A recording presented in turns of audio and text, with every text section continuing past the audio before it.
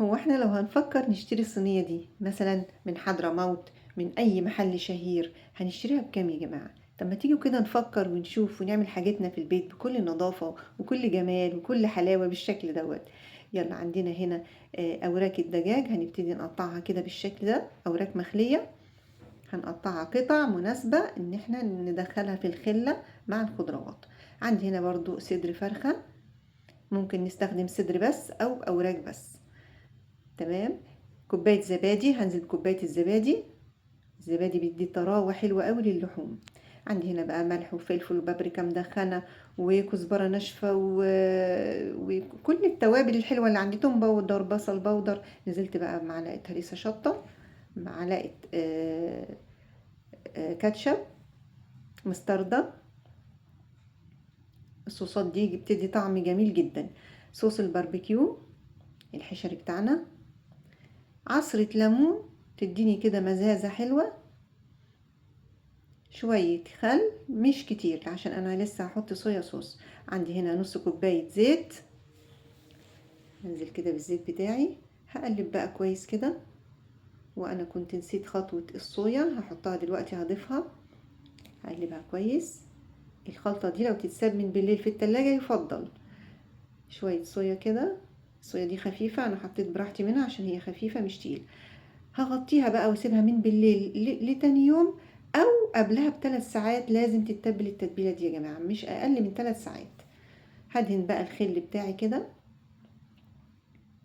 تمام. ليه بدهن زيت الخل؟ علشان وانا بطلعها بعد ما تستوي بتبقى لازقه كده ومش عايزه تطلع معايا. دي هتسهل كتير ان هي تطلع بكل سهوله. هجهز بقى صينيه ومش هحط ميه ولا حاجه، لان الفراخ بتاعتي هتنزل كل الصوص اللي فيها في الصينيه. كمان انا مش هحطها في فرن من تحت، انا هولع الشوايه فقط. هبتدي بقى ان انا احط واحده وواحده الفراخ وبصل، خضار. عندي فلفل اخضر، فلفل الوان، اصفر، احمر. هبدا ان انا اشكل السيخ بتاعي بالشكل ده. شايفين المنظر؟ بسم الله ما شاء الله جميل ازاي. لحد ما اخلص السيخ كله، وهبدا ان انا ارص في الصينيه بالعرض. تمام. كل ما التتبيلة تقعد في الفراخ كل ما بتبقى طعمها رائع.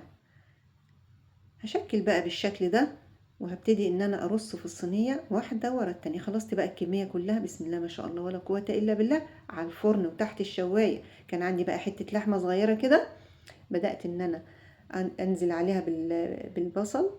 كان عندي بصلة كده عملتها، بشرت البصلة، وبعدين حطيت عليها بشرت طماطمايه وشوية ملح وشوية فلفل، وبدأت أعصرهم وخدت ميتهم عشان أشكل بيها الكفتة الجميلة بتاعتي. نزلت بقى بشوية بقدونس، شوية ملح وفلفل، وبشر البصل بتاعي من غير المية. هبدأ ان انا اعجنها كويس جدا جدا بالشكل ده. وكمان انا حطيت، نسيت اقول لكم، شوية دهن، لازم دهن يعني حبة كده مش كتير. بدأت ان انا اصبعها بالشكل دوت في السيخ. ممكن ان انا ما اصبعهاش، ممكن اعملها زي صوابع الكفتة كده واحطها من غير خل ولا حاجة، كله ماشي. تمام. هبدأ اصبعها بالشكل ده واحط من هنا ومن هنا فلفل بحيث ان هي تبقى متماسكة بالشكل ده، وكمان شكلها حلو. رصيت كل الكمية. شوية مية البصل اللي اتبقوا حطيت عليهم شوية زيت، شوية ملح وفلفل، وبدأت ان انا هقلبهم بالشكل دوت. وهبدأ اصبع الكفتة بتاعتي بالصوص ده. نزلت بقى في الاخر بشوية صوص الباربيكيو، شوية كاتشب، صويا صوص. والصوص ده انا هقلبه كويس علشان ادهن بيه وش الخل اللي انا عاملاه في الشيش طاووق. كمان هدهن الكفتة بتاعتي. شايفين الوش اللي فوق احمر؟ لان الوش انا فاتحه الشوايه من فوق مش فاتحه الفرن علشان ما تنشفش معايا. اذا هتفتحوا الفرن غطوها بورق فويل، وبعد كده لما تقرب تستوي افتحوا الشوايه. لكن كده على طول اسهل. قلبتها بقى بالشكل ده وهحطها تاني تحت الشواية. يلا بقى نعمل الرز بتاعنا على ما تستوي معانا. حطينا شوية زيت، بصلية كده حلوة قطعتها مربعات صغيرة او مكعبات صغيرة. هقلبها بقى بالشكل ده، مش هتاخد لون خالص يا جماعة، تدبل بس. هنزل بقى بورق اللورة، ملح وفلفل بابريكا، كركم كاري، حطيت كمان قرنفل. هقلب كويس وبعدين حبهان كده، نقلب كويس تمام. الخلطة بتاعتي نزلت بمكعب مرق. ننزل بقى بالرز بتاعنا، رز بسمتي، ياخد تقليبة وما اقلبش كتير عشان ما يتكسرش مني. كمان انا مش بنقعه، انا غسلته بس. هنا في التبسية ديت فيها مية مغلية، نزلت بقى بمية مغلية كده. ما نحطش مية باردة يا جماعة، مية مغلية، مية سخنة.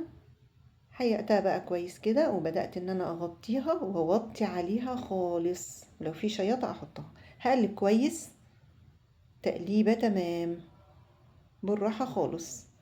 هغطي بقى لما يستوي معايا خالص خالص على نار هادية. شايفين الجمال؟ طلع بقى معايا الشيش.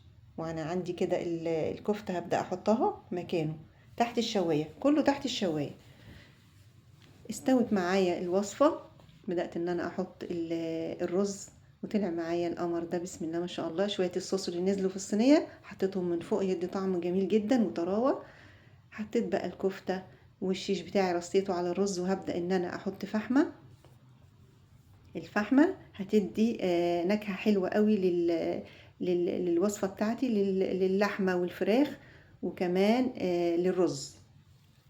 الرز هيبقى مبخر وحلو وجميل، طعمه زي الكباب بالظبط، هياخد من نفس الطعم. طلعت معانا بقى بالشكل ده يا جماعة. غطي كويس، اكتم كويس قوي. شايفين؟ بسم الله ما شاء الله ولا قوة الا بالله. شلنا الفحمة كده بالراحة، وهبدأ ان انا هحط كده شوية زبيب انا حمرتهم في معلقة سمنة بلدي، الزبيب اللي احنا عملناه مع بعض. جميل جميل، بسم الله ما شاء الله. هحط كده على الوش، وبالهنا والشفا. لايك وشير لو عجبكم الفيديو. سلام.